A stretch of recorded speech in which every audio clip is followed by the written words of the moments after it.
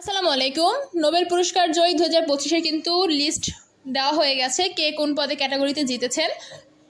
তো এটা কিন্তু আপনাদের আসন্ন পরীক্ষার জন্য খুবই গুরুত্বপূর্ণ। তো সেই অনুযায়ী আপনাদের এখানে কিন্তু আমি দিয়ে দিলাম কে কোন পদে পুরস্কার জিতেছে এবং কোন দেশের। তো দেখুন, প্রথমেই হচ্ছে শান্তিতে এবার পুরস্কার জিতেছে মারিয়া করিনা মাচাদো, উনি ভেনেজুয়েলার। এরপরে আছে সাহিত্যতে হচ্ছে এবার একজন পুরস্কার জিতেছে, উনি হচ্ছে লাজলো ক্রাসনাহরকাই, উনি হচ্ছে হাঙ্গেরির। এরপর হচ্ছে রসায়নে মোট 3জন নোবেল পুরস্কার জিতেছে, এরা হচ্ছে সবাই কিন্তু ইউএস এর। সুসুমু কিতাগাওয়া ইউএস এর, তারপর রিচার্ড রবসন ইউএস এর, ওমর এম ইয়াগি উনিও হচ্ছে ইউএস এর। আপনাদের কিন্তু একটা সুবিধা আছে, এখানে মোট হচ্ছে 3জন 3 দেশের, বাকি সবাই কিন্তু ইউএস এর। তো আপনাদের কিন্তু এখানে বুঝতে সুবিধা হবে, মনে রাখতে। এরপরে হচ্ছে অবশ্যই এগুলো খুব ভালোভাবে দেখে নেবেন, কারণ আসন্ন পরীক্ষায় কিন্তু এখান থেকে প্রশ্ন হওয়ার সম্ভাবনা সমূহ।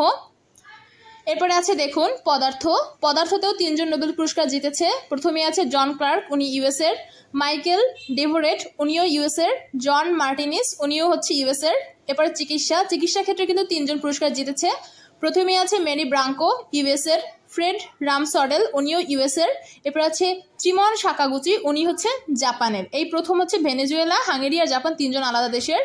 এবারে দেখুন আরেকটা ইম্পর্টেন্ট কোশ্চেন, শিশুদের নোবেল আন্তর্জাতিক শিশু সাহিত্য পুরস্কার 2025 মনোনীত হয়েছেন সুদীপ্ত দেবনাথ, বাংলাদেশের। এখানে আপনাদের প্রশ্ন আসতেই পারে যে শিশু সাহিত্য আন্তর্জাতিক পুরস্কারে বাংলাদেশের কে মনোনীত হয়েছে, উত্তর হবে সুদীপ্ত দেবনাথ।